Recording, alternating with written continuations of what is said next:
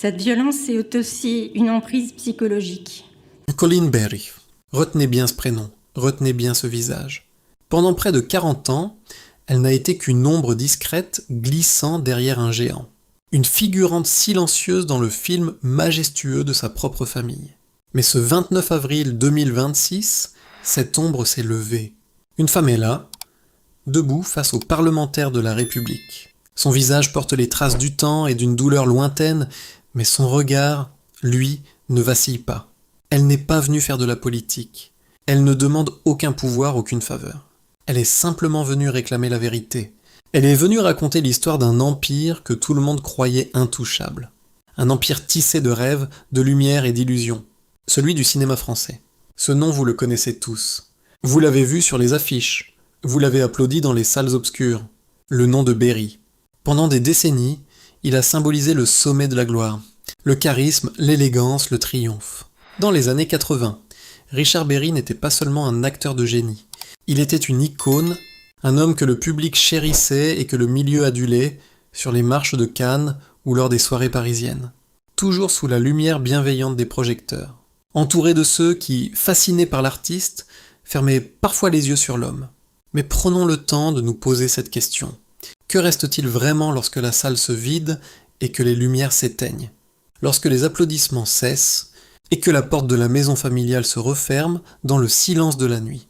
Ce qui se dissimulait derrière cette façade était un secret étouffant, un fardeau bien trop lourd, enfoui sous les apparences d'une vie de bohème chic.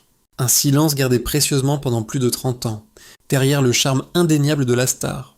Derrière l'image idéalisée de cette grande famille d'artistes, il y avait une enfant, une petite fille, bien seule dans ses grands appartements parisiens. De l'extérieur, on imaginait une enfance de conte de fées. De l'intérieur, la réalité était d'une infinie tristesse, une solitude profonde, un isolement qui abîme lentement, car la menace ne venait pas de l'extérieur.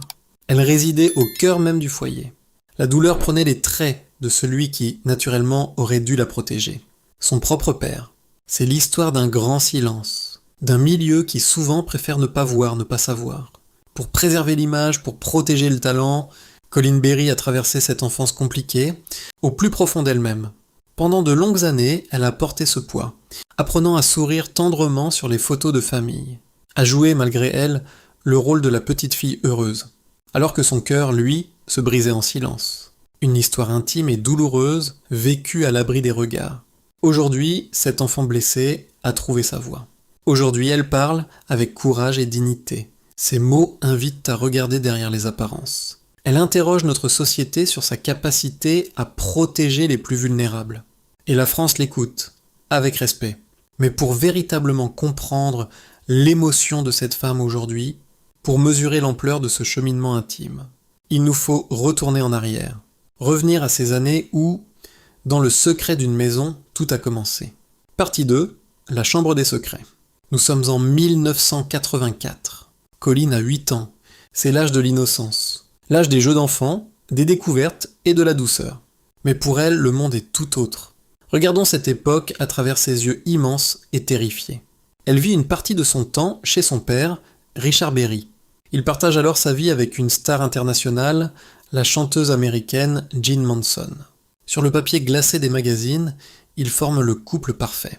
Un duo magnétique, bohème, baigné de musique et de succès. Mais franchissez le seuil de leur appartement parisien. L'atmosphère qui y règne est d'une toute autre nature. Étouffante, troublante, malsaine. Dans cette maison, selon les mots déchirants de Colleen, les frontières n'existent pas. Le mot intimité est vide de sens. Les portes des chambres ne se ferment jamais. Les repères des adultes s'imposent à elle, sans gêne, sans pudeur aucune. Ce n'est plus un foyer protecteur. C'est un monde inadapté pour une enfant. Et la petite fille est projetée de force au centre de ce théâtre trouble. Elle raconte des scènes où les ombres des adultes envahissent brutalement son univers. Des attitudes inappropriées, des limites franchies. Une proximité toxique imposée. Des situations d'une ambiguïté insoutenable pour l'esprit d'une petite fille. On la force à regarder. On la force à participer à ce qu'elle ne comprend pas. La confusion règne en maître. Celui qui devrait être son bouclier devient, dans ses souvenirs, l'architecte de sa douleur. Comment un enfant peut-il comprendre l'inacceptable quand il vient de son propre père? Pourtant, l'instinct de survie de Colleen s'est éveillé très tôt. Dès l'âge de 3 ans, elle a tenté de lancer l'alerte. 3 ans, l'âge où le vocabulaire manque pour décrire l'innommable. Alors, pour se faire comprendre, elle a utilisé le seul langage à sa disposition, son petit corps. Elle a reproduit sur sa mère, Katherine Heigl, les gestes précis qu'elle affirme avoir subis. Un mime du désespoir. Un SOS bouleversant jeté comme une bouteille à la mer. La mère, horrifiée, a immédiatement confronté Richard Berry. La réponse du père a été foudroyante. Des insultes, de la violence verbale, un déni agressif et méprisant, il a balayé l'accusation d'un revers de main, traitant la mère de folle. Et le couvercle de plomb s'est lourdement refermé sur Colleen, la condamnant à la solitude, à l'incompréhension absolue. Imaginez la terreur nocturne. Cette petite fille, dans le noir, guettant les bruits de pas dans le couloir. Pour se protéger, elle raconte avoir développé des stratégies déchirantes, des réflexes d'animal traqué. Elle avait tissé, de ses propres mains, un filet de corde autour de son lit, un rempart dérisoire, une muraille imaginaire pour empêcher l'horreur de l'atteindre la nuit, pour que le sommeil soit un refuge et non un piège. Mais à 10 ans, la douleur morale et physique devient une torture insupportable. Elle prend alors une décision radicale, terrifiante de lucidité. Elle décide d'arrêter de manger. Pendant toutes ses vacances scolaires chez son père, elle fait la grève de la faim. Son corps maigrit, son visage se creuse, ses forces l'abandonnent. Pourquoi en arriver là ? Ces mots d'aujourd'hui résonnent comme un couperet. Pour qu'il soit obligé de me ramener chez ma mère, pour ne plus jamais avoir à le voir, et pour que l'impensable cesse. Une enfant de 10 ans, prête à se laisser mourir de faim, prête à détruire son propre corps, uniquement pour échapper à son père, pour que l'agonie physique masque enfin l'agonie de son âme. Cette fillette a payé le prix d'une lâcheté immense. Elle s'est amputée de son enfance pour sauver sa vie. Cet enfant a choisi de s'affamer pour survivre, enfouissant ce secret toxique au plus profond de sa chair pendant 30 longues années, jusqu'à ce que la goutte d'eau ne finisse par faire exploser le vase de l'omerta. Partie 3, le séisme. Le temps est un étrange fossoyeur. Il enterre les souvenirs, mais il n'efface jamais les cicatrices. Février 2021, 35 années se sont écoulées. 35 ans de repas de famille au goût de cendre. 35 ans de sourires forcés devant les photographes. Et soudain, le ciel de Paris se déchire. Une plainte atterrit sur le bureau du procureur de la République. Les mots inscrits sur ce document sont des lames de rasoir. L'impensable. Des actes irréparables. La destruction méthodique d'une innocence. La cible ? Un dieu intouchable, Richard Berry. Et son ancienne compagne, la star américaine Jean Manson. L'explosion est assourdissante. Les chaînes d'information s'embrasent. La France retient son souffle. Car ce n'est pas seulement la chute d'une idole, c'est la fin abrupte d'une époque d'impunité présumée. Le courage de Colleen agit comme un détonateur. Un mouvement de libération de la parole déferle sur le pays comme un raz-de-marée. Des milliers de voix étouffées se mettent soudain à hurler. L'hypocrisie de la grande bourgeoisie parisienne est exposée en pleine lumière. Au sein de la dynastie Berry, la secousse est sismique. La famille se déchire. 2 camps irréconciliables. D'un côté, le rempart du déni. De l'autre, une sororité absolue. Katherine Heigl, sa mère, se dresse pour confirmer la détresse de l'enfant. Marie-Lou Berry, sa cousine germaine, monte au front. Elle risque sa propre carrière pour lancer 3 mots qui sauvent des vies. Je te crois. Une forteresse de femmes se bâtit autour de Colleen. Face à elle, la réplique est d'un froid polaire. Richard Berry publie un démenti glacial.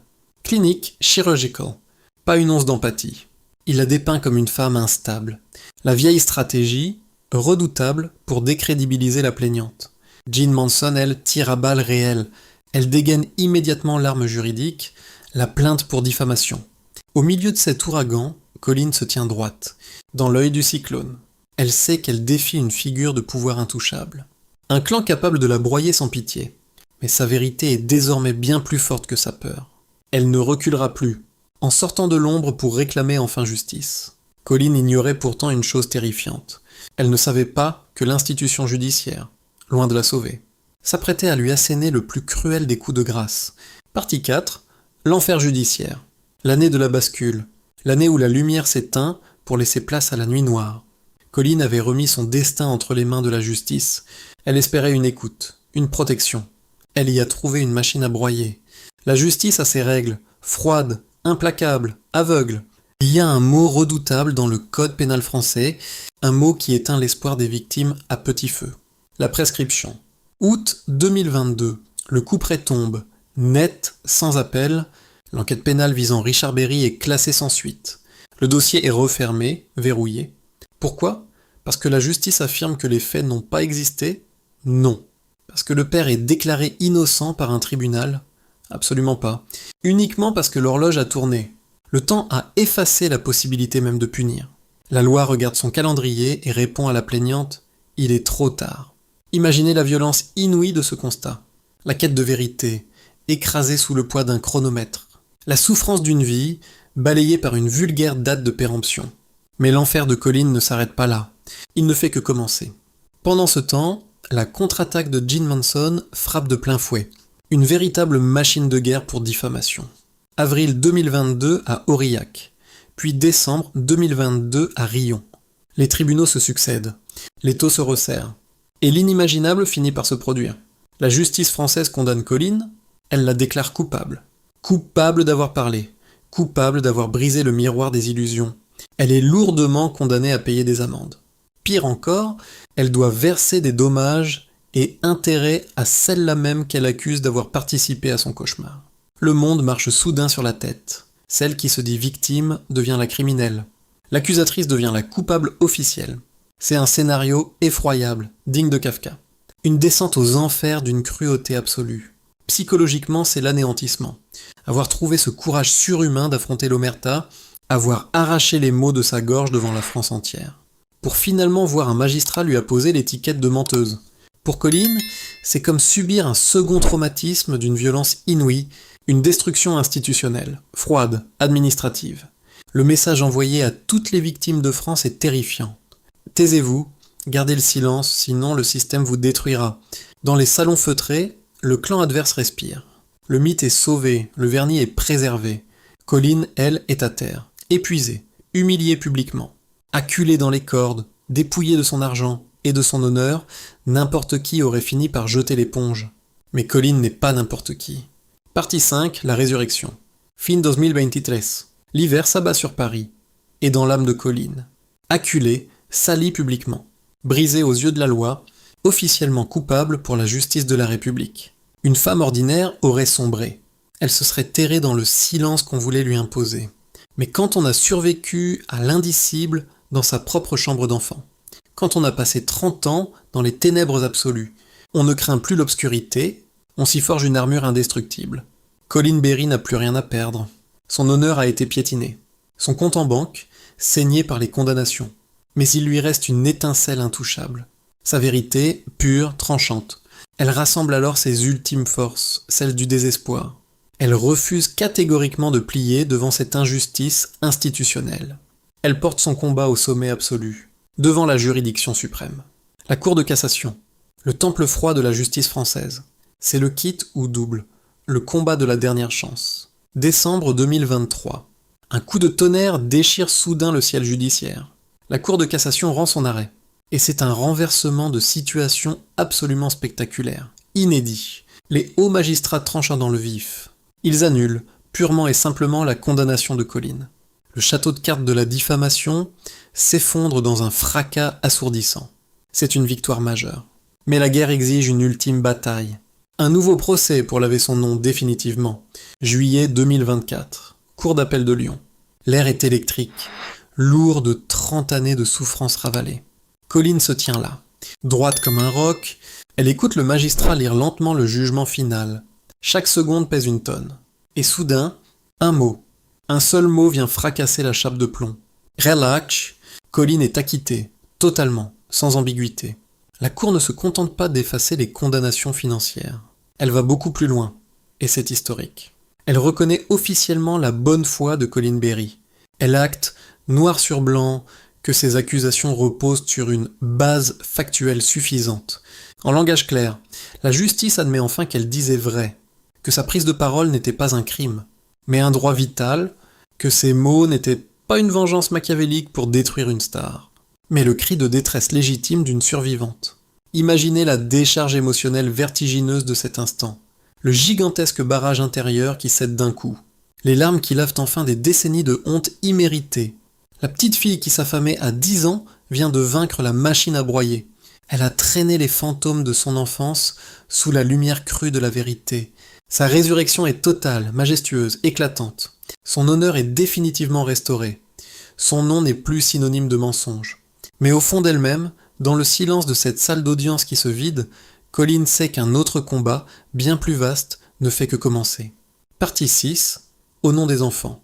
Nous voici de retour, là où cette vertigineuse histoire a pris tout son sens. Le 29 avril 2026, il y a quelques jours à peine, dans l'enceinte solennelle de l'Assemblée nationale. Colline Berry ne se trouve plus face à un juge d'instruction glaciale. Elle se tient debout, devant la nation tout entière. Devant la commission d'enquête parlementaire sur les violences faites aux enfants. Ce n'est plus une victime acculée qui se défend. C'est une femme d'une puissance inouïe, une accusatrice implacable. Ses mots ne tremblent absolument pas. Ce sont des actes impardonnables répétés dans l'ombre. La phrase claque, sèche, déchirante. Elle glace le sang des parlementaires présents dans l'hémicycle. Car Colline ne raconte plus seulement son propre calvaire. Elle dresse le réquisitoire d'un système tout entier. Un système judiciaire obsolète, déconnecté de la douleur humaine. Un système qui protège par nature l'aura des figures célèbres soupçonnées des pires actes. Où la brillante carrière d'un grand acteur pèse étrangement plus lourd que la survie d'une petite fille. Elle s'attaque directement à la loi française. À ce mot purement bureaucratique qui l'a broyé, la prescription. Ce sablier morbide et insensé. Cette règle qui décide arbitrairement qu'une tragédie monstrueuse s'efface avec le temps. Qui offre, selon elle, une immunité légale absolue à ceux qui détruisent des vies. Pendant que les victimes, elles, purgent une peine de prison mentale à perpétuité. Colline hurle cette injustice au visage des législateurs de notre pays. Comment une justice civilisée peut-elle répondre à une victime brisée ? Il est trop tard. Le traumatisme profond n'a aucune date de péremption. Aujourd'hui, le combat de Colline a muté. Il a pris une dimension universelle. Elle se bat désormais comme une lionne pour ceux qui n'ont pas encore de voix. Pour ces milliers d'enfants emmurés vivants dans le silence des familles bourgeoises. Regardez attentivement cette métamorphose, elle est sublime. Souvenez-vous de cette petite fille terrorisée, celle de 8 ans, qui tissait misérablement un filet de corde autour de son lit, dans l'espoir dérisoire d'empêcher l'ombre redoutable de s'approcher d'elle la nuit. Aujourd'hui, cet enfant a grandi. Et c'est elle, désormais, qui déploie un immense filet. Un filet gigantesque tissé de lumière, de loi et de vérité. Pour traquer ceux qui se croyaient intouchables dans l'ombre. Pour empêcher l'élite de se cacher éternellement derrière ses privilèges mondains, l'affaire Berry n'est définitivement plus un simple drame familial. C'est devenu le miroir brisé de notre propre société. Une nation malade de ses silences complices. Ton de voix qui change radicalement, plus grave, plus intime. Un regard fixe qui transperce l'écran. Alors, je me tourne vers vous. Je vous pose aujourd'hui cette question fondamentale. Notre système judiciaire est-il réellement conçu pour protéger les plus fragiles d'entre nous ? Ou a-t-il été façonné pour préserver le confort des intouchables ? Si la menace la plus redoutable porte le visage de celui qui vous a donné la vie, vers qui pouvez-vous courir ? Où pouvez-vous trouver refuge quand la loi regarde sa montre et vous dit qu'il est trop tard ? Prenez le temps de digérer cette histoire vertigineuse. Votre avis m'intéresse profondément. J'attends avec impatience vos réflexions, vos indignations, vos témoignages. Écrivez votre réponse dans les commentaires juste en dessous de cette vidéo. Je vous fais la promesse de lire chacun de vos messages avec le plus grand respect. Car ce débat vital pour nos enfants, nous devons impérativement l'avoir ensemble. Si le courage titanesque de cette femme vous a bouleversé, si vous estimez que cette vérité brute mérite d'être entendue massivement, abonnez-vous immédiatement à la chaîne. Cliquez sur ce pouce bleu pour soutenir notre travail d'investigation minutieux. Et surtout, partagez cette vidéo autour de vous. Faites résonner cette voix qui a si longtemps été étouffée, pour que le silence complaisant ne l'emporte plus jamais sur la lumière. Merci de m'avoir accordé votre temps et votre écoute jusqu'à la dernière seconde. À très bientôt pour une nouvelle plongée dans l'ombre fascinante de nos étoiles.